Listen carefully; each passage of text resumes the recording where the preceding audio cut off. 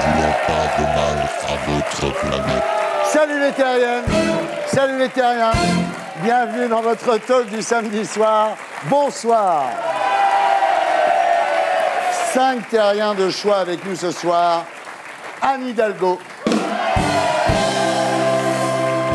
Anne Hidalgo, bonsoir. Bonsoir. Vous êtes candidate PS à la mairie de Paris et vous êtes ici ce soir pour nous parler de votre politique du logement.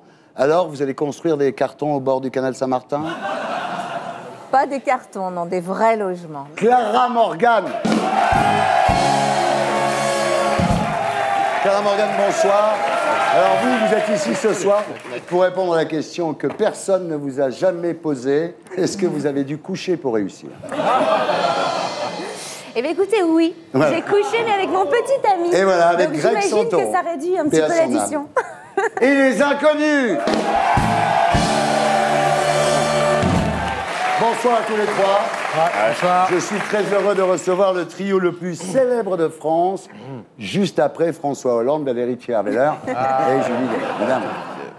En P3, après le zapping et Gaspard Proust, nous accueillerons notre terrien du samedi 20h ce soir, Alexis Vastine, le boxeur maudit des Jeux Olympiques, dont les larmes sur le ring avaient ému toute la France. Il repart au combat. Nous sommes ensemble jusqu'à 20h25 en compagnie d'Egrémont de Portine.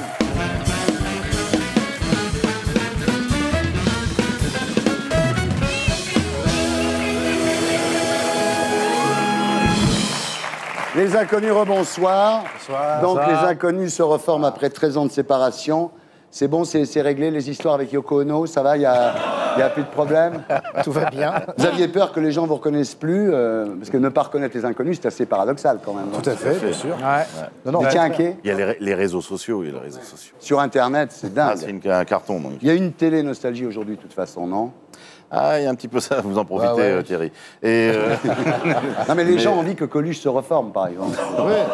C'est incroyable. c'est horrible. Alors, en fait, vous êtes retrouvés tous les trois ensemble sur scène en février 2011, lors de la dernière représentation de la pièce de Pascal, avec Mathilde Amé, plus Si Affinité.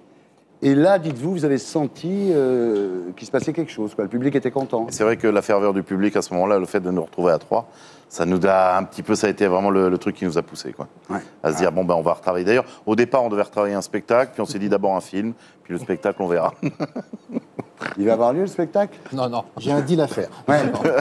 Si jamais la France entière, donc 67 millions de personnes vont voir le film, peut-être qu'on fera un spectacle. D'accord. Voilà, c'est... Alors, Peut-être avec un peu moins de gens, c'est possible aussi. vous dites qu'il fallait attendre d'avoir envie.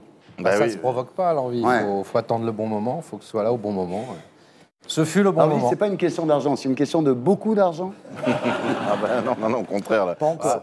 Curieusement, d'ailleurs, votre question le présuppose, c'est qu'en fait, on a eu quand même un peu de difficulté à monter le film. Ah oui? Ouais, mais on a trouvé un très bon producteur qui s'appelle Philippe Godot, Bien qui a sûr. cru dans Les Inconnus, c'est le cas de le dire.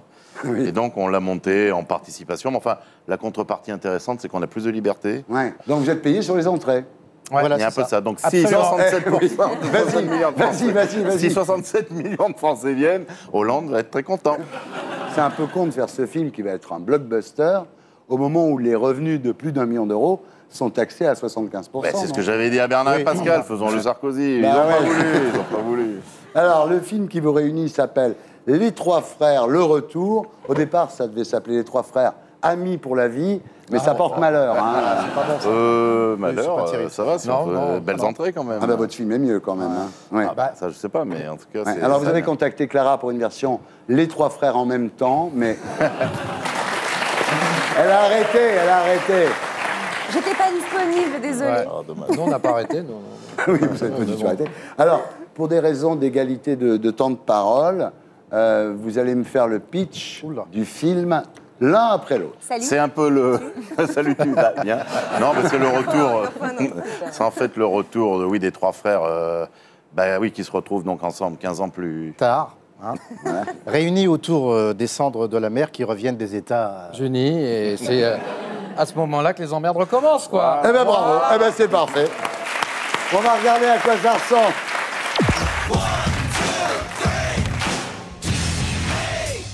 C'est sympa de se retrouver les trois ensemble, non?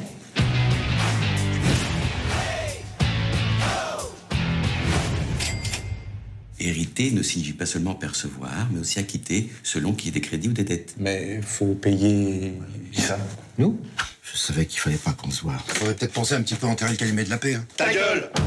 J'ai un bête de bon plan pour qu'on se fasse de la thune. Yo, nos problèmes, elle se la joue fun. On attend de la famille, on t'a dit. T'as capté ou il faut un SMS de confirmation? J'ai de la Crystal Love. Enfin, dis quelque chose, c'est ta fille, toi. Non, mais Sarah, c'est vachement dangereux. C'est l'aspartame. Fais gaffe, non, pas trop. Non, ça fait pas grossir. Je suis un être humain, je suis pas un animal. Bernard, ça suffit maintenant. Obéis. Béchi. Sarah, où est-ce que tu as mis ce sachet de MDMA? Viens me faire le baobab. Ouais, mais bah, pour l'instant, c'est un bonsaï. Non, Dani. Mais le mélange pas tout. Dani, c'est pas possible. Ah, chérie. Bon, c'est pas grave, hein, c'est un peu surprenant. Salope. Voilà les trois frères, le retour le 12 février dans un cinéma près de chez vous. Alors Didier, vous êtes qui dans le film? Toujours le même 15 ans plus tard. Voilà. Mytho, je fais croire que je suis prof de philo et je vends des godemichés. Voilà, sur un parking. Sur un parking par internet, hein, c'est le côté moderne. Enfin, le mec est quand même bien triste. Mais bon, C'est voilà. proche de la réalité, quoi. On ne s'éloigne pas trop, quoi. Bernard, vous êtes qui dans le film? Pareil, très proche de la réalité. Je suis un comédien raté. Voilà. Mais enfin, son heure de gloire, il a quand même fait une pub, mais c'est son fardeau aussi. Ah, il a fait une pub avec un chien, tout le monde veut qu'il la refasse. Pub, voilà, et en fait, il n'a pas envie, il se Pocket casse Canin. du plateau même à un moment. Et voilà. Donc, il supporte mal ça parce qu'il estime qu'il mérite mieux. Et d'ailleurs, il a un one-man show qui fait rire que lui. C'est terrible. Voilà. Pascal, alors vous, c'est énorme. Alors moi, c'est le cas de le dire. C'est le cas de le dire. C'est Je énorme suis- grâce au bois bandé, mesdames et messieurs. Je suis très loin de la réalité. Ouais. En fait, Mais non. je vis chez une cougar.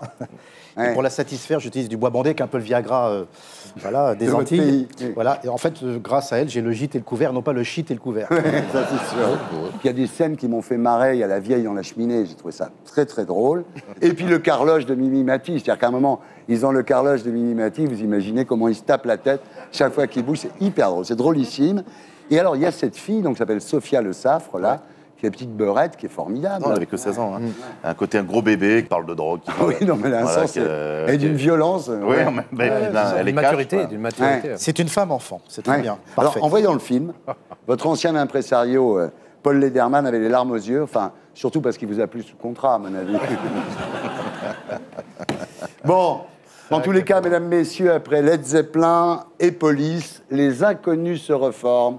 Et c'est une très bonne nouvelle.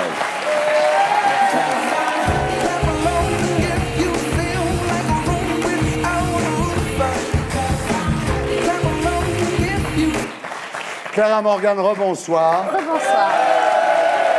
Alors, contrairement aux inconnus, vous n'êtes pas ici pour nous annoncer votre retour au cinéma. Hélas. Depuis plusieurs années, vous avez arrêté votre carrière dans le X. 12 ans. Voilà, pour devenir chanteuse, Entre animatrice télé, femme d'affaires. D'habitude, c'est l'inverse. C'est marrant. Ah ouais, j'ai voulu essayer les choses jeunes, à 19 Voilà, ans. voilà. En tous les cas, aujourd'hui, vous êtes devenue une fille sage. Je sais pas, Ah sage, si, mais on peut dire que Clara, c'est mariée. du sérieux aujourd'hui. Non, mais voilà. Oui, je suis mariée en tout cas. Ouais. Voilà, Marie. Alors, votre carrière dans le X a été assez courte. 1 an, 5 films, c'est rien. Oui, le temps de l'expérience et le temps de me trouver. Parce que c'est vrai que j'avais une éducation un petit peu rigoriste, j'avais beaucoup d'envies, des envies un peu qui peuvent paraître extrêmes parfois, mais j'en avais besoin. Mais pour vous excusez pas, on a adoré pour ça. me réaliser. En plus, vous avez fait vos films avec le même homme. Oui, Votre homme, Greg, Greg. que j'avais rencontré à l'âge de 16 ans. Ouais. Qu'avec Greg. Et avec une scène avec Ian Scott aussi. Ah, j'attendais de voir, parce que je le savais, c'est Ouais. là. Je voulais voir si vous Oui, étiez mais- honnête. Non. Moi, j'ai 2 scènes avec Ian Scott. Non, c'est une. Je te la Non, montrerai. parce que tu vois, c'était la candidate. Exactement. Ouais. Non, j'étais fidèle, oui, à mon petit ami de l'époque. Et ensuite, on s'est séparés. J'ai fait une dernière scène avant de partir comme un coup d'éclat. Voilà.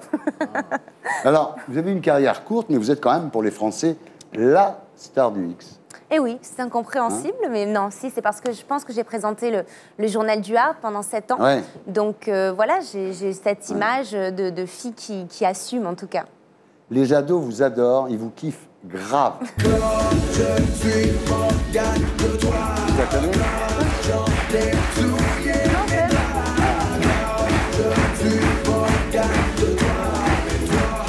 Clara, je suis Morgane de toi. Ça, sur Internet, c'est des millions de vues, ça. C'est vrai? Ah ouais. Ouais. Alors, résultat, donc aujourd'hui, vous êtes sage, vous vendez votre image, vous dites je suis un produit marketing. Entre autres, oui, Oui. c'est vrai que je fais de la photo, de la lingerie, j'ai une boîte de production, je fais de la musique, j'ai beaucoup de chance. Et de la pub, les cornichons. Je vais vous faire découvrir quelque chose de vraiment excitant. Un truc tout nouveau qui va plaire aux amateurs. Je vais vous montrer. Tout d'abord, j'adore imaginer ce qui va se passer juste après la mise en bouche. Ce petit moment d'attente juste avant cette explosion buccale. Vous allez voir, on va essayer tout de suite. Moi? Avant qu'on commence, il faut savoir que l'allure générale est très importante. Mais que mes critères de sélection principaux sont le toucher et le goût. Ils sont tous si différents. Mais ce que je préfère par-dessus tout, c'est leur taille. J'adore les petits. Et heureusement. C'est marrant. J'ai aimé ça parce que c'est entre la pub et le sketch. Et c'était l'occasion de produire ma première pub que j'ai co-réalisée aussi et Ah co-écrite. oui. Donc ouais, je suis assez contente de ce truc-là. C'est marrant. Ah, c'est bien. Clara est vraiment une star. Les petites filles viennent l'arrêter dans la rue en disant « Qu'est-ce que t'es belle, plus tard, je voudrais être comme toi. » Vous suscitez des vocations. Je sais pas si c'est la vocation de se trouver et d'être libre. Je peux bien susciter cette... Très bien, bonne réponse. Alors Clara, vous êtes ici ce soir pour nous annoncer la sortie de votre calendrier annuel. C'est un petit peu comme le calendrier des postes, mais il n'y a pas les chatons. Enfin, il y a la maman. C'est mon 12e calendrier. Ouais. Aujourd'hui, je le produis totalement. Et j'en produis d'autres aussi, comme les pin-up de la télé ou les hommes chez Go & See. Donc, j'aime bien utiliser mon savoir-faire pour le faire pour d'autres personnes aussi. Maintenant, on regarde le making-of du calendrier.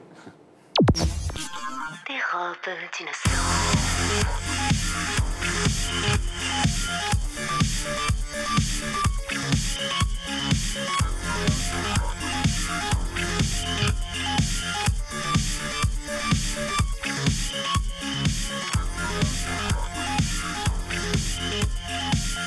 Voilà, Clara Morgan, le calendrier de la Clara Morgan. Alors, la musique du clip, c'est J.D. Darko, alias Jérémy Olivier, votre mari. Hein. Vous l'avez épousé religieusement Oui, dans l'église Notre-Dame de la Serra à Calvi. Notre-Dame de la Serra. Voilà. Tout à fait. Finalement, vous avez eu 3 hommes dans votre vie. Oui. Peu d'aventures, Ouais. mais des grandes histoires et des belles Voilà, histoires. des Donc, belles je ne histoires changerai pas une filmées. virgule.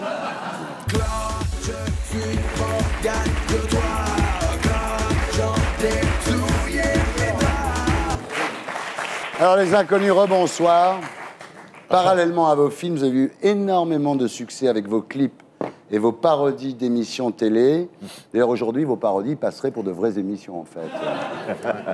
Il y a une de vos parodies qui passe moins souvent à la télé que Stéphanie de Monaco ou L'Hôpital, mais qui est extrêmement pertinente. C'est celle de Lunettes Noires pour Nuit Blanche. On regarde à quoi ça ressemble.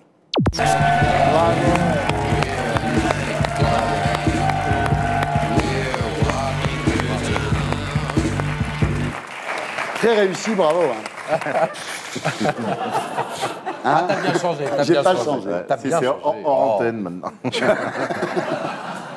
Non, vous ne serez pas étonné qu'on fasse une interview comme à l'époque. On va faire une interview lunettes noires. Ouh là là.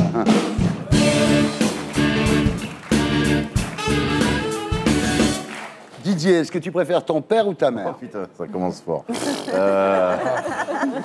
Mon père n'est plus de ce monde, je vais dire ma mère parce que mon père m'en voudra pas. Ah, bien, bonne réponse. Bernard? Mon père n'est plus de ce monde, mais je vais dire mon père pour faire plaisir à ma mère. Ah. Pascal? C'est comme si tu me disais de choisir entre vanille et chocolat. Ouais. Ça donnait un joli Kinder Bueno. Bravo. Est-ce que vous préférez Hitler ou Staline? J'aime pas les moustachus. Ouais. Non, mais c'est comme si tu me disais de choisir entre Federer et Nadal, c'est 2 grands champions quand même. Ouais. Alors, vous devez partir avec quelqu'un, 3 ans, dans un vaisseau spatial. Oh putain. Et vous avez le choix entre Claire Chazal, Ah, c'est Claire Chazal. Christine Bravo et Valérie Damido. Ouais. Bon. Ah, mais t'as fait exprès de choisir 3 blondes? Ouais, Bernard? Bah, non, bah, alors, non, Claire Chazal, non. 3 ans, non. Comment elle s'appelle Christine Bravo. Bravo, c'est un vaisseau spatial. Bravo, il elle faut tout avoir de seul. quoi boire, hein, Hein parce que sinon, ouais. Ouais, mais je pense qu'avec Damino, je pourrais trinquer plus jovialement. Alors Bah oui, je prends Valérie, moi. Valérie Damido. Ouais. Elle va te redécorer la navette. Avec des magnets violets, tu vas être content. Ah oui, c'est ça, c'est ça. Alors, si vous aviez le choix, est-ce que vous préféreriez faire l'amour avec une fille très laide ou un mec très beau? C'est génial. Personnellement, j'ai fait les deux, alors...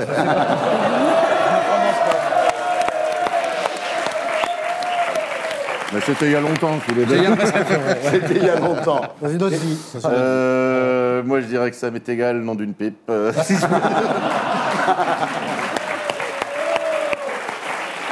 Pascal, bah dans le film, tu fais l'amour avec une gonzesse qui n'est pas terrible bon. quand même. Hein. Oui, c'est vrai, mais enfin, c'est quand même dur de draguer une laide, hein, parce qu'elle se demande toujours pourquoi. Hein. Question de philosophie maintenant. Y a-t-il une vie avant la mort? Non, C'est une belle question. Moi, j'aime bien la petite mort qui donne goût à la vie. Ah.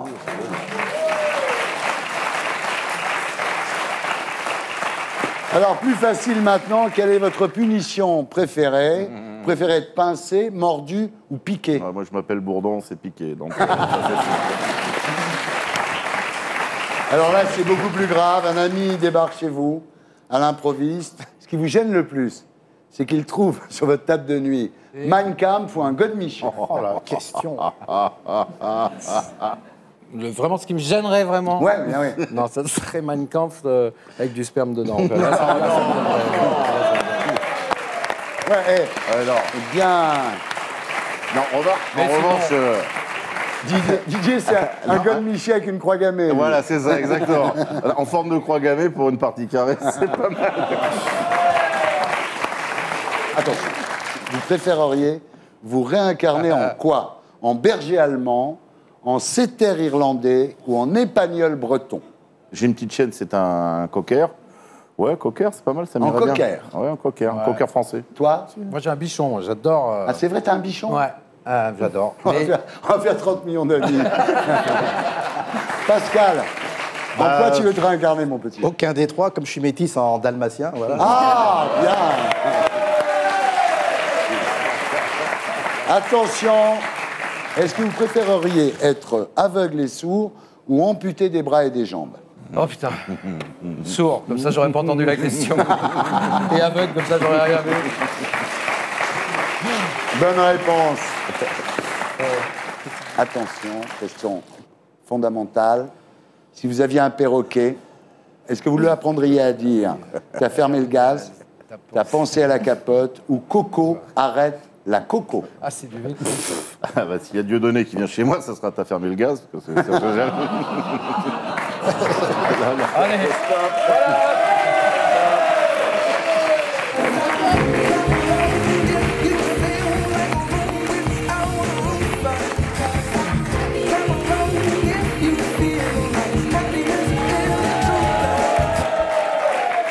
Anne Hidalgo, bonsoir. Vous êtes candidate à la mairie de Paris. Alors la campagne se passe très très bien, je dois dire. Dans les sondages, vous êtes devant votre adversaire, assez largement. Ça va? J'aime bien ce moment où on va convaincre, on va discuter, on apprend beaucoup de choses aussi. C'est un très joli moment et il se passe plutôt bien, mais il faut qu'il se termine bien aussi. Ça va se terminer bien. Alors vous avez un comité de soutien incroyable, hein, ça va du mathématicien Cédric Villani à Enrico Macias. Enfin lui, il soutenait déjà Sarkozy. Hein. Non, mais Enrico est quelqu'un que je connais depuis longtemps et qui m'avait dit, si tu es candidate à la mairie de Paris, je serai avec toi. Et vraiment, de façon très fidèle, il l'a été. Alors, dans votre comité de soutien, il y a aussi Gérald Dahan. Vous pensez que la présence de Gérald Dahan peut faire basculer le scrutin en votre faveur? J'aime bien Gérald Dahan, mais surtout, c'est un comité très large parce qu'il y a des personnes très connues et puis il y a plein de gens. Il y a des commerçants, des artisans, des boulangers, des bouchers qui font partie aussi de mon comité de soutien parce que c'est à l'image de Paris. Vous avez également le soutien d'Alain Delon. Oui. Alors Alain Delon aime, allons-y, votre charme, votre physique, votre voix, votre façon de bouger. Il vous trouve sensible, attirante. Il a dit que vous sentez l'Espagne. Ça fout pas un peu les jetons, ça, le soutien d'Alain Delon? Non, je l'aime beaucoup. Voilà, c'est quelqu'un que j'aime. C'est vraiment un grand artiste. Mais Alain Delon, la dernière fois qu'il a parlé, c'était pas pour dire du bien de Marine Le Pen, non? Voilà, il y a des positions plus personnelles. Oui, il a un certain âge maintenant. Oui. Non, ne dites pas ça. C'est vraiment quelqu'un que j'aime beaucoup. Vous avez vraiment un comité de soutien très, très éclectique. Et dans ce comité de soutien, il y a aussi... Les élections municipales, c'est les 23 et 30 mars 2014. Je vis à Paris, je vote pour Paris. Voilà. Alors là, je dois dire, là, c'est énorme. Alors, elle a déclaré récemment qu'elle appréciait beaucoup votre action en faveur des 2 roues motorisées, tout ce qui est scooter, moto, non mais c'est... Bah oui, pourquoi pas. Ouais. Vous la connaissez bien? Non, pas bien, mais c'est une actrice engagée depuis longtemps. Engagée depuis longtemps. C'est vrai que ça fait 2 ans qu'elle est engagée. Elle aime beaucoup la gauche. No comment. Vous êtes plus copine avec Valérie Trierweiler ou... Non, je suis très copine avec Valérie Trierweiler. Ouais. C'est vraiment une amie depuis très très longtemps. Ah oui. Bon ben voilà. Alors, on va passer à... Vous n'en saurez pas plus. C'est quand même royal. Non mais c'est la vie privée. Mais oui. Voilà, c'est la vie privée. C'est-à-dire la gonzesse, elle a 5 conseillers payés par les contribuables à l'Élysée. Mais c'est la vie privée, si tu veux. Voilà. Quand elle va se reposer, c'est à la lanterne qui appartient à l'État, mais c'est la vie privée. Alors, on va passer à votre programme maintenant. Alors, construction d'une 2e tour Eiffel dans les quartiers populaires pour que les pauvres en profitent. Non. Il y a une très belle tour Eiffel, déjà. Rendre l'avenue Foch piétonne. Ça, c'est vrai. C'est pas... Non. Il y a des trucs vrais, des trucs pas vrais. Les voisins, ils veulent pas, je crois. Ça, mais... Alors, d'abord, faire rentrer le bois de Boulogne dans Paris par l'avenue Foch. Ce qui était prévu au départ. Ce qui était prévu au départ par Haussmann et Alphand, qui ont été ceux qui ont dessiné et Paris et le bois de Boulogne. Et je trouve que c'est une très belle idée. On peut créer 60 hectares nouveaux d'espaces verts dans Paris. Autre point du programme d'Anne Hidalgo, baptiser DSK une allée du bois de Boulogne. Je dément. Alors, je sais pas, le téléphérique entre la gare de Lyon et la gare du Nord. Ouais. Non, mais c'est vrai. Et gare d'Austerlitz et gare de Lyon, en fait. Là, il y a une possibilité, effectivement, de transport par... Voilà, il y a des villes qui ont expérimenté ça. Il faut qu'on regarde, qu'on expérimente, mais c'est une bonne solution pour se déplacer. Voilà, donc un programme, on le voit, c'est riche. Et puis, il y a votre adversaire, Nathalie Kosciusko-Morizet.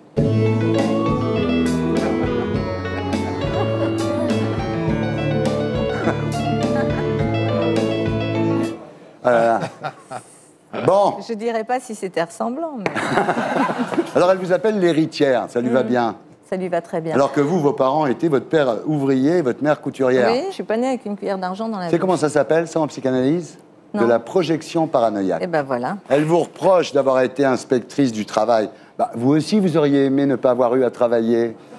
Mais moi, j'étais très heureuse d'être inspectrice du travail. C'est un super métier. C'est un bel apprentissage. Donc, je revendique. En plus, c'est un métier que j'avais choisi. Méfiez-vous d'elle quand même. Hein. Paraît qu'elle s'est mise au spiritisme pour récupérer les électeurs fantômes de Tibéride. Non, mais vous savez tout ça. Il y a même des élus, je ne citerai pas leur nom ici, à Paris, qui ont une magnétiseuse. Un élu de droite à Paris qui a une magnétiseuse, qui le suit partout et qui vient à toutes mes réunions et qui me jette des sorts. Donc, vous n'êtes pas loin de la vérité. Vous venez me voir. Je viens. Je vous donne des tout ce qui est vaudou. Voilà, c'est ça. Je viens, Pascal. Et maintenant... On peut plus rien dire.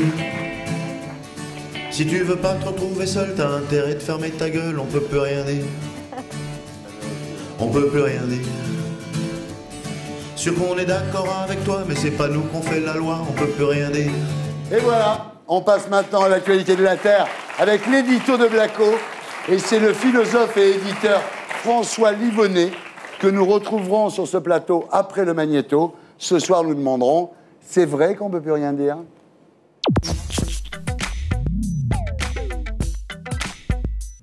C'est la tarte à la crème de tous les débats sur la liberté d'expression. Régulièrement, l'actualité nous invite à nous reposer la même question.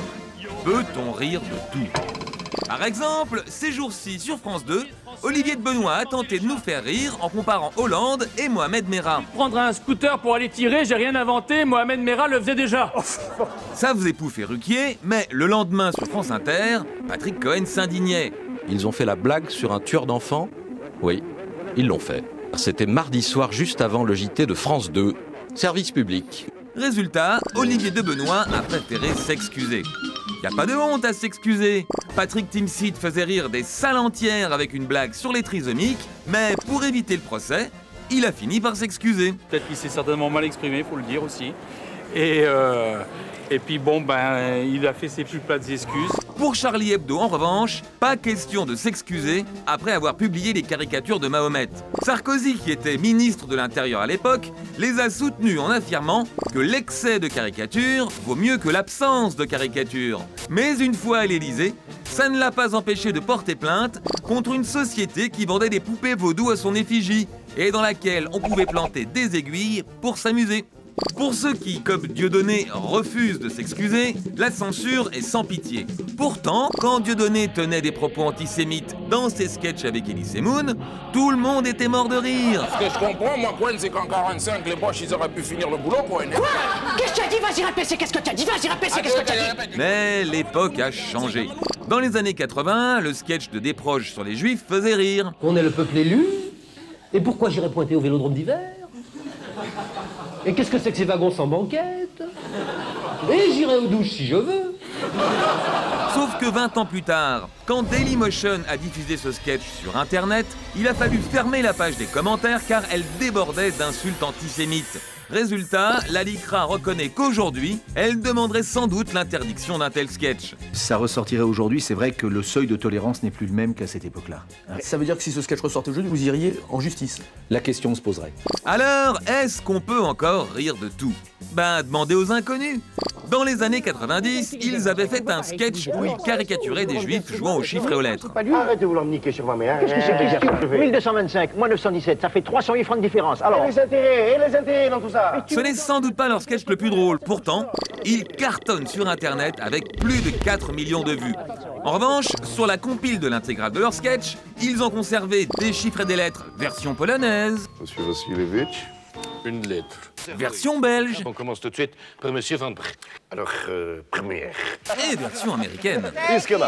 Mais pas version israélienne. D'où l'éternelle question, peut-on vraiment rire de tout? Voilà, c'était l'édito de Blacko, mise en image de Julien Grappe. François Livonnet, bonsoir. Vous êtes philosophe, vous êtes éditeur. Et vous avez publié en 2012 un essai qui a fait beaucoup de bruit, Homo comicus, ou l'intégrisme de la rigolade chez Fayard, que je vous conseille. Bienvenue parmi nous. Merci. Alors, les inconnus, pourquoi avoir supprimé de vos best-of votre sketch, donc, des chiffres et des lettres en Israël? Moi, je crois que je savais qu'il n'y était pas, mais je non, comme il y en a plein qui n'y sont pas, je m'étais pas posé. Comme on voit écrit l'intégrale, on s'étonne que ce ne soit pas l'intégrale. Ah, mais il n'y a pas que celui-là, il y en a oui, plein. Il y en a une vingtaine, 20-25 sketchs qui... D'accord. Je te jure que non. C'est pas de notre propre fête. Voilà. D'accord. Quand Olivier de Benoît fait sa vanne, vous trouvez qu'il a raison de s'excuser? Il faut qu'il assume. Enfin, à un moment donné, tu fais quelque chose consciemment, si après tu le retires, c'est coitus interruptus, je sais pas, c'est bizarre. Ouais. Non, il ne faut pas s'excuser. Il faut pas s'excuser, ouais, je suis d'accord. Et Timsit, pareil, quoi. Vous trouvez qu'il a eu tort de s'excuser? Jamais. Non. Faut jamais s'excuser, voilà. C'est ce que dit Clara Morgan. C'est-à-dire que nous, c'est un peu différent, parce que l'humour à trois, ça nous permet vraiment de jouer des personnages, de dire des horreurs, ce sont des personnages. Le problème chez eux, c'est que comme c'est des one-man showman, on ne sait pas si c'est un personnage ou pas. Coluche, il avait beau mettre un nez rouge, les gens se demandaient est-ce qu'il est raciste, est-ce qu'il n'est pas raciste. D'ailleurs, Dieudonné et Elie, à l'époque, Dieudonné jouait vraiment un personnage qui envoyait chier Elie. Donc, c'est pas pareil que quand on est face seul, on ne sait pas si c'est l'humoriste ou l'homme. Anne.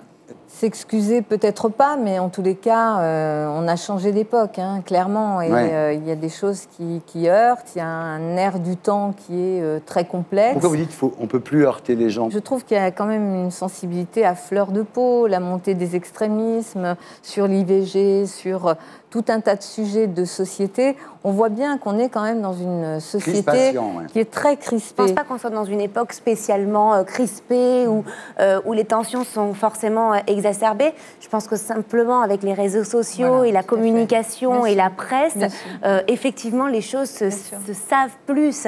Et les gens s'expriment davantage et de tous bords, qui qu'ils soient. Il faut faire un effort collectif, non pas pour être sérieux, mais pour se remettre en tête des éléments de mémoire. Quand Dieudonné parle et fait du négationnisme, il y a beaucoup de gens qui ne se sont pas replongés, qui n'ont pas été voir du côté, par exemple, de l'histoire de la Shoah et qui ne comprennent pas qu'en même temps, on est en train de piétiner la mémoire de millions de personnes qui se sont faites exterminer. D'accord. Alors, François Livonnet, toutes ces phrases de comique qui prennent une importance incroyable, vous en pensez quoi? Écoutez, je crois d'abord que parmi les comiques, il y a des comiques différents. Quand on parle de Dieudonné, pour moi, Dieudonné n'est plus un comique. C'est devenu un politique. Donc il faut le juger en tant que politique. Et les hommes politiques devraient avoir l'honnêteté de le juger en tant que politique et de ne pas faire le procès de l'humour. Donc il y a Dieudonné, Guillon aussi à ce moment-là, non? Oui, parce que Guillon incarne pour moi quelque chose que je n'aime pas, à savoir une forme d'humour des puissants, d'humour des forts contre l'humour des faibles. C'est quelqu'un qui est installé auprès du pouvoir, parfois trop près du pouvoir, et qui donne des leçons. Un humour qui donne des leçons est pour moi un humour à la fois inoffensif donc vous mettez dans le même sac à l'évêque et Porte, par exemple. Bien sûr. Et Coluche, vous l'auriez mis là-dedans? Coluche, c'est un moment, à mon avis, pivot. Je ne suis pas un historien de l'humour, mais un pivotement vers un ralliement de l'humour à des causes qui sont des causes, disons-le, assez bien pensantes. Et pourquoi vous dites qu'ils sont proches du pouvoir? Parce que ça se constate. D'abord, ils sont prêts. Qu'est-ce que c'est que le pouvoir? Le pouvoir, c'est pas des ministres ou Madame le maire. Le pouvoir, c'est l'argent. Ces gens sont très proches de l'argent. Ils sont là où se trouve l'argent. Et vous remarquerez que quand ils sont impertinents, ils le sont à la rigueur à l'égard des politiques, mais jamais à l'égard de ceux qui les payent. Ils sont très respectueux. Ce sont des petits chiens respectueux. Guillon, il a quand même attaqué France Inter, qui le payait. C'est vrai, mais il avait tout de même une prébande arrière qui était Canal. Oui, je peux vous dire. Par conséquent, il y a peut-être dans cette salle des gens qui ont perdu leur emploi. Ils n'avaient pas ce type de secours. Bien sûr, bien Donc sûr, soyons honnêtes. Vous, ça vous... C'est insupportable. Je trouve ça insupportable. Moi, j'aime beaucoup les humoristes qui, d'abord, ont un talent. Le premier des talents, c'est l'autodérision. Ça évite déjà de se poser comme une sorte d'ayatollah qui donne des leçons. Il y a un personnage qui, pour moi, a joué un rôle désastreux dans cette affaire, c'est Jean-Michel Ribes, qui est très près du pouvoir. Mais non, pas du tout. C'est un comique de cour et qui a le tout créatif. Mais non, là, vous mélangez beaucoup de choses. Laissez-moi continuer ma phrase. Allez-y, continuez. C'est un comique de cour, c'est en effet cela. Et d'autre part, c'est quelqu'un qui s'est permis de dire qu'il y avait un humour de résistance et un humour de collaboration. L'humour de résistance, à savoir le sien, c'est-à-dire du bon côté, avec évidemment le bien, l'humour de collaboration, c'est-à-dire les autres. Déjà, le vocabulaire est un vocabulaire qui est extrêmement dangereux. Cette diabolisation d'un rire qui n'est pas le bon rire. Et cela, vous ne pouvez pas dire le contraire, ça s'observe. Si, je dis le contraire. Sans doute. Parce qu'en ce qui concerne, par exemple, Jean-Michel Ribes, c'est un créateur, c'est un directeur d'un grand théâtre. Il a un rôle. Quoi, sa proximité du pouvoir? Non, en quoi n'est-il pas près du pouvoir alors parce qu'il est directeur d'un théâtre? Je ne comprends pas. Vous vous érigez en censeur et en disant ceux qui sont du bon côté et ceux qui sont du mauvais côté. C'est un fait. Ce que je constate, c'est qu'en effet, c'est quelqu'un qui est proche de votre parti. Par conséquent, vous le défendez, c'est très bien. C'est une qualité humaine que vous réalisez. C'est un artiste que j'apprécie. Mais vous pouvez apprécier l'artiste, mais le fait qu'il soit directeur d'un théâtre et qu'il accueille ne veut pas dire qu'il n'est pas près du pouvoir et que sa proximité du pouvoir change la donne. Non, mais ce que vous dites sur la politique, je pense que c'est très très vrai, et même si on apprécie beaucoup Anne Hidalgo, je pense que ce n'est pas notre rôle de faire partie. Il vaut mieux toujours garder notre liberté, l'indépendance. Mais un humoriste est forcément un être humain qui a des pensées, qui a des convictions, donc dans votre humour, ça transparaît forcément. Oui, mais à la maison. Est-ce que les artistes ou les intellectuels doivent rester complètement en dehors de l'engagement? Si on a envie de s'engager, on s'engage. Et chacun est libre de ses engagements. Et on est dans une société ultra médiatisée. Donc voilà, on peut pas Vous avez parlé tout à l'heure du soutien d'Alain Delon. Oui. et on vous a opposé qu'Alain Delon était en même temps ami de Marine Le Pen. Vous n'avez pas l'air d'être gêné par ce genre de situation. Pour vous, ça vous semble parfaitement naturel qu'Alain Delon puisse être à la fois votre soutien et un ami de Marine Le Pen.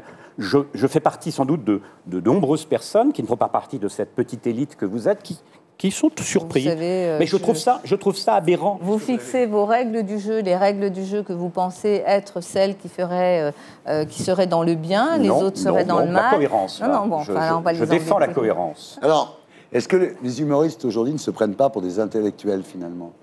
Ils se prennent parfois pour des intellectuels parce que souvent les intellectuels ont déserté peut-être la place qui était la leur. C'est surtout que beaucoup d'humoristes ne sont plus simplement humoristes. Ils sont à la fois journalistes, chroniqueurs, en assénant des dogmes, et ça me dérange. Alors, est-ce qu'aujourd'hui, vous faites plus attention à ce que vous pourriez écrire qu'à l'époque? Non, alors là-dessus, il y a une chose assez marrante. Quand même. C'est dans les interviews, à l'époque, il y a 20 ans, on disait que les inconnus étaient plutôt gentils, jamais méchants. Et aujourd'hui, on nous dit, mais il y a 20 ans, vous faisiez des sketchs que vous ne pourriez plus faire aujourd'hui. Donc vous voyez, c'est toujours une question un petit peu de relativité. Est-ce qu'aujourd'hui, ce qui peut freiner les humoristes, est-ce que c'est la judiciarisation ou est-ce que c'est l'autocensure? C'est ce qu'on appelle l'autocensure. C'est l'éducation aussi, c'est d'avoir le respect de l'autre. C'est la civilité. Il est clair que parfois, il y a des défauts de civilité. Et quand on parle, par exemple, d'un nouvel antisémitisme qui se développe, c'est évident, on ne peut pas le contester. Ça, c'est sûr. Mais ça pose un problème, un autre problème. Ce n'est pas simplement de dire les temps sont différents. C'est aussi se demander si la manière que nous avons eue tous pour essayer de combattre un certain nombre de fléaux, si ça a été efficace. Par conséquent, avant de mobiliser la morale, appliquons le droit. Bonne phrase. Non, mais c'est vrai, c'est le problème du moralisme. Le moralisme ne règle rien. Ce que Nietzsche appelait la moraline. Oui, d'injecter de la moraline. Ouais. C'est vrai que ça, on injecte la perfusion de la moraline, c'est quelque chose qui est assez bien partagé. Bien. François, merci d'avoir été avec nous. Merci. Et nous accueillons notre terrien du samedi 20h ce soir, Alexis Vastine. Bonsoir. Bonsoir. Alors, Alexis Vastine, par 2 fois, les Jeux Olympiques de Pékin en 2008 et à ceux de Londres en 2012, vous êtes clairement fait voler votre victoire par les arbitres. Suite à cette deuxième injustice, vous avez sombré dans la dépression et puis, tel Rocky, vous vous êtes relevé, vous avez remis les gants, vous avez recommencé l'entraînement et vous comptez bien devenir enfin champion olympique à Rio en 2016. Il faut dire que c'est votre dernière chance. Vous nous raconterez votre histoire à 20h. J'accueille maintenant Gaspard Proust pour « Elle est pas belle, la vie !»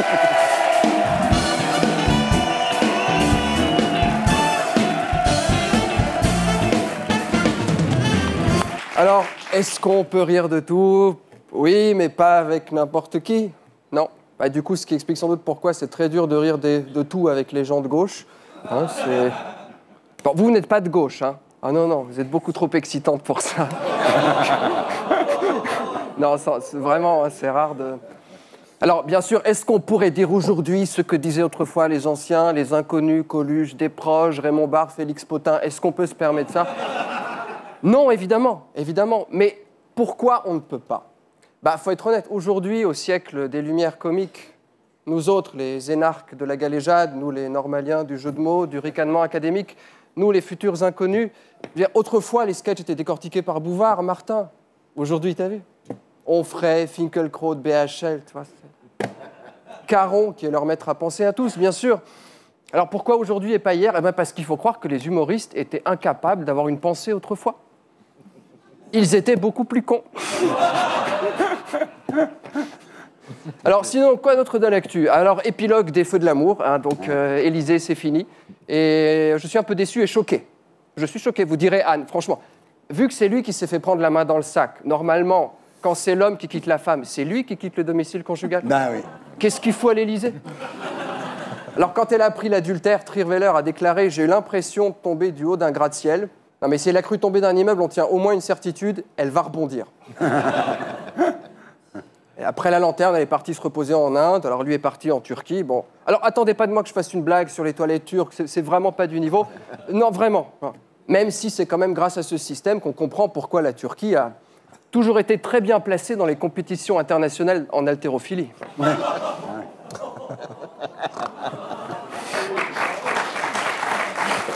Ouais. Elle est longue à arriver, mais une fois qu'on a l'image, on ne décolle plus. Alors lui, de son côté, évidemment, on le sent plus sûr de lui. Il y a quelque chose qui... Il est plus... Enfin, moi, déjà, je m'identifie beaucoup plus. Quoi. La manière qu'il a eu de renvoyer sa meuf, on aurait dit, moi, face à un plan cul. Tu sais, j'ai décidé en total accord avec moi-même qu'il est 1h du matin, que j'ai déjà joui et que je dors mieux quand je dors tout seul.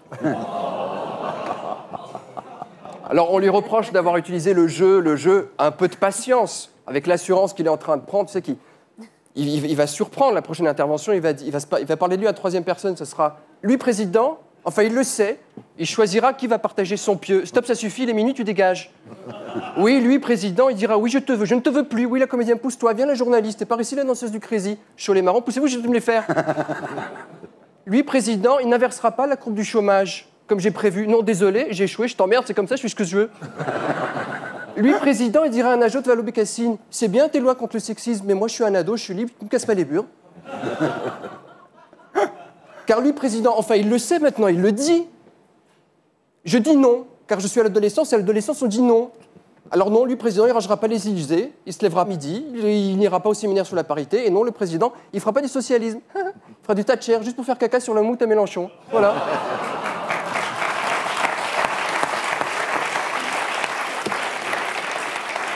Bon, jour de colère, les manifs, sujet un peu de tangent, j'ai vu ça. C'est chaud, hein. Moi, je sais pas si je vais sur... Après, je reste quelqu'un de prosaïque et de simple. Dans cette manif, on a vu des slogans antisémites et homophobes. Et c'est pas bien. D'un autre côté, il faut reconnaître que dans les manifs de gauche, il y a souvent des slogans antifascistes. Oui. Qui a tort, qui a raison. Je suis pas assez intelligent pour trancher. Hein. Je sais pas. Anniversaire, Clara Morgan est née un 25 janvier. Comme Jean-Marc Ayrault. Comme quoi, l'astrologie, c'est vraiment de la merde.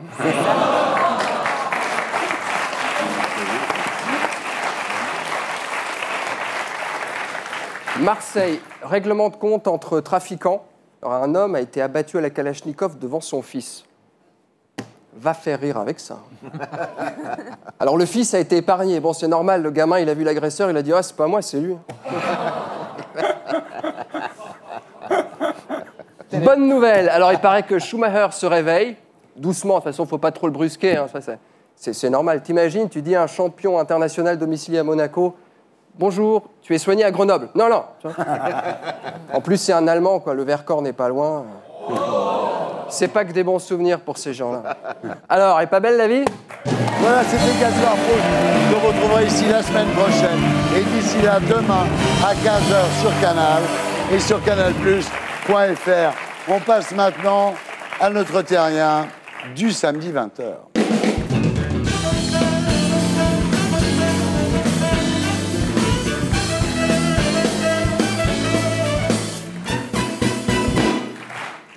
Alexis Vastine, rebonsoir. Bonsoir. Vous êtes né le 17 novembre 1986 à Pont-de-Mer dans l'Eure. Père, employé municipal, mère, travaille dans une usine de cartes à puce. Et il y a avec vous 4 autres enfants. Une famille passionnée de sport, à commencer par vos parents. Votre mère a pratiqué le handball à haut niveau et votre père, la boxe professionnelle. Et vos frères, vos sœurs, vos tantes, enfin toute la famille est dans le sport. Vous enfilez vos premiers gants de boxe à l'âge de 6 ans. C'est ça. Alors l'âge normal, c'est 8 ans. C'est 8 ans, oui. Les gants sont plus gros que votre tête. Et quand vous rentrez chez vous en pleurant, vous vous dites quand même que voilà, vous avez l'envie de gagner, quoi. Parce que j'avais tellement envie de réussir déjà, mais là, je perdais logiquement. Donc, voilà. À 13 ans, vous quittez votre famille pour le centre sport-études de Vendôme, dans le Loir-et-Cher. À 14 ans, vous êtes déjà champion de France minime. Et à 17 ans, vous êtes champion de France junior. C'est ça. À 19 ans, vous êtes médaille d'or aux Jeux de la francophonie. C'est ça. Alors là, vous commencez à rêver aux Jeux Olympiques de Pékin 2008. Et vous vous préparez donc pour les Jeux Olympiques. C'est effroyable, la préparation, hein. Oui, bah... C'est une torture. Hein. Ouais, vraiment. Certaines fois, vous évanouissez pendant les séances d'entraînement, quoi. Bah ça, c'est avec les régimes, ouais. À l'époque, je faisais 1m84, que je fais actuellement. Mais je faisais 64 kilos, donc À l'approche des compétitions, on tire sur l'eau, et ce qu'il ne faut pas faire d'ailleurs. Ouais. Et sur les séances de PMA, donc de course à fractionner, bah, des fois, on perd la tête et on tombe. Il vous arrive de vous faire vomir pour perdre 100 grammes avant la pesée. À la fin, ouais, je me faisais vomir en 64 kilos. Ouais. Ouais. Quand arrivent les Jeux Olympiques de Pékin en 2008, vous avez 21 ans, vous enchaînez les combats avec brio jusqu'à la demi-finale. Votre adversaire s'appelle Félix Diaz. C'est un Dominicain d'1,65 m, très brouillon, et vous êtes évidemment meilleur que lui. Alors, ce qu'il faut savoir, hein, c'est qu'aux Jeux Olympiques, on ne cherche pas le chaos, on cherche la touche.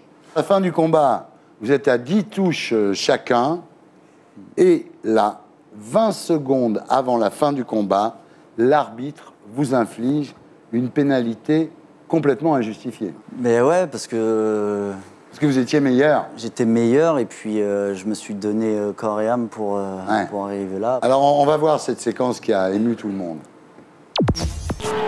Oh non, c'est honteux, franchement c'est honteux. Ah, cette quatrième reprise d'une parodie de combat, non, c'est une honte, c'est un scandale. Il a été volé, Alexis Bastine, il a été volé, on lui a volé sa finale olympique. On a envie de crier notre révolte parce que c'est vraiment injuste et pas mérité pour Alexis.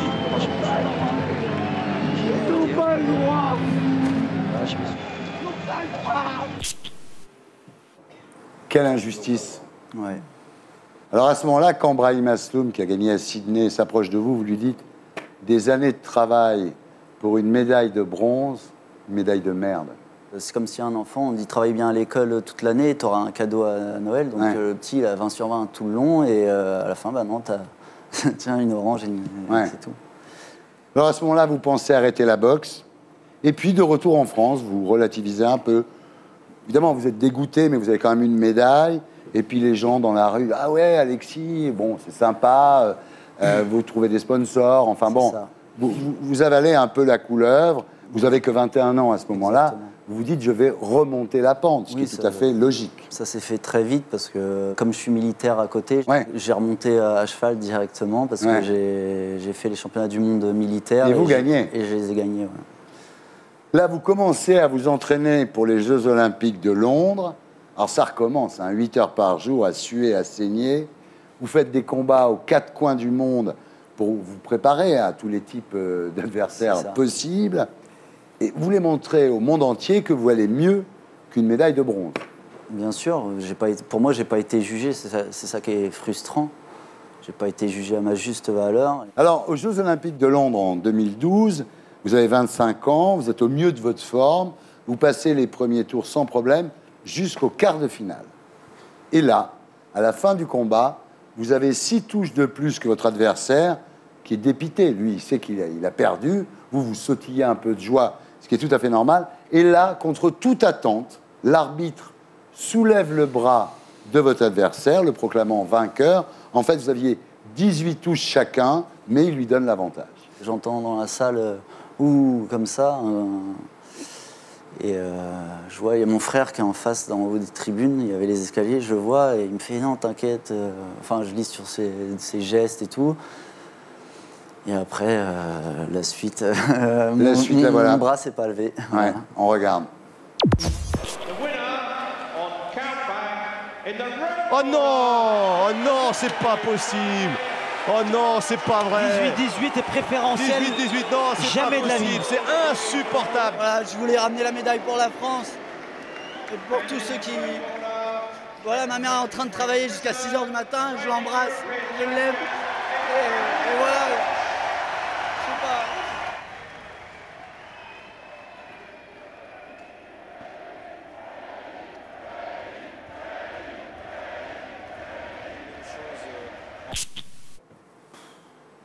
Ouais, ça fait... À 2 fois de suite, c'est hard, hein.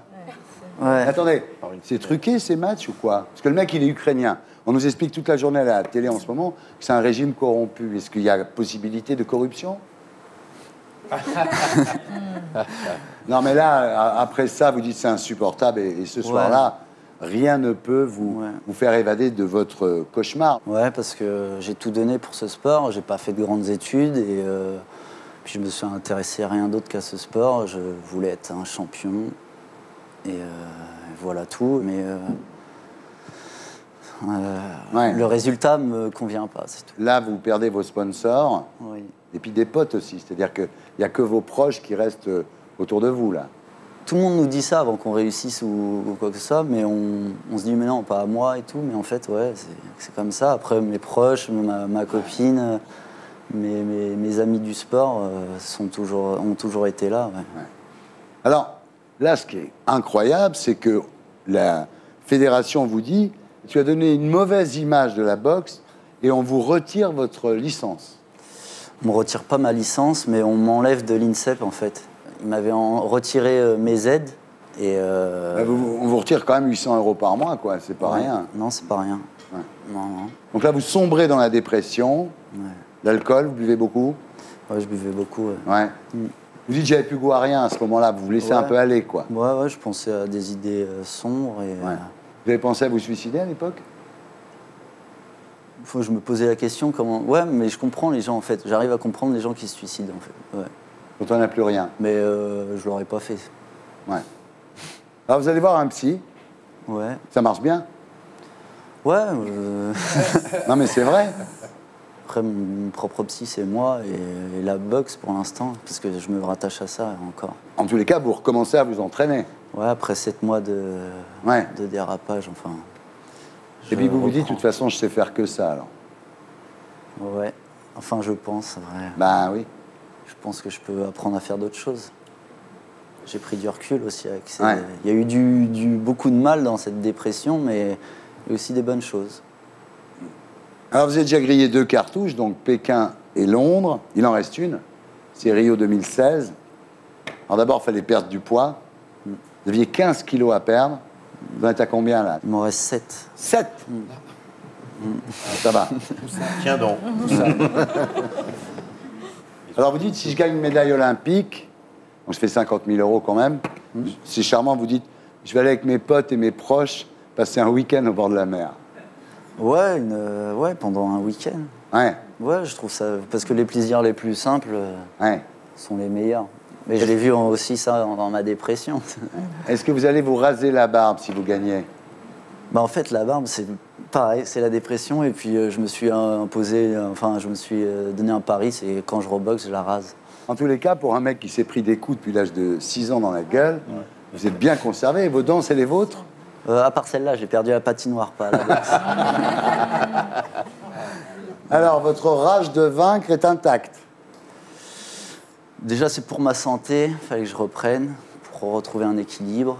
Et puis, surtout, j'ai fait de la peine à mes proches. Et quand j'ai commencé à leur faire de la peine, ça m'a mis du plomb dans la tête.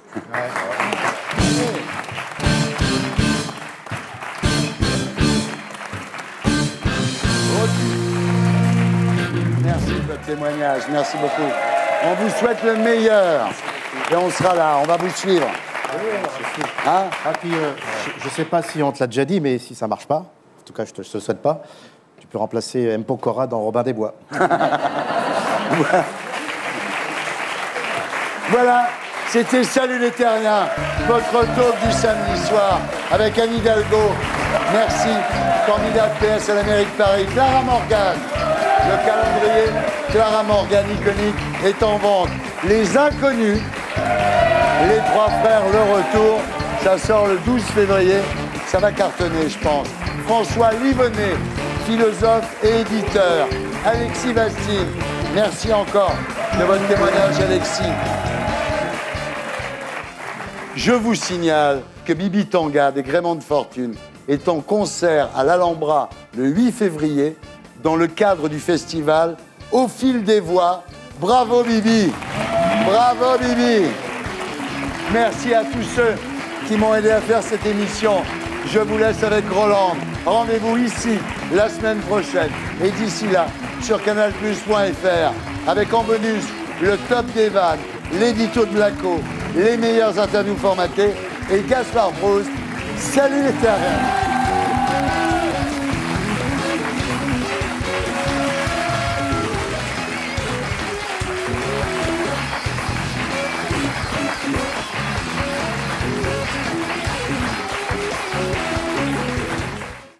Les Pour être sûr de ne rien rater de Inarditube, abonnez-vous et mettez un pouce bleu.